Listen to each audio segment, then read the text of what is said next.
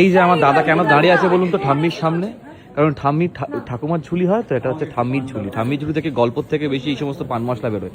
ওই দেখ, ও দাদা ওদিকে দিচ্ছ কেন, এদিকে দাও, আমিও লাইনে আছি। এটা হচ্ছে পান। এটা আমি আর কি আছে তোমার থলিতে? এটা হচ্ছে আজওয়াইন। মাসের শেষ না, ও মাসের শেষ বলে এই যে তিতোরাটা শেষ হয়ে গেছে। এইটা আছে, আনার দানা আছে। আর আমলকিটা, শুকনো আমলকিটা নাই। এটা হচ্ছে আমার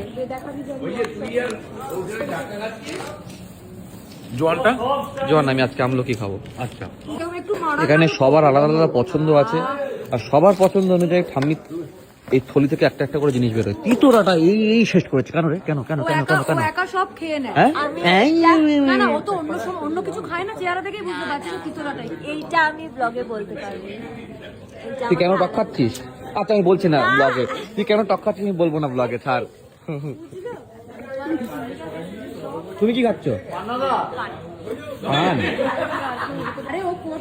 বলো কি দরকার নেই পাউডার লাগানো, আমি এমনি সুন্দর গো। বসো বসো, আবার বসতে বলছে কি করে? কি এটা?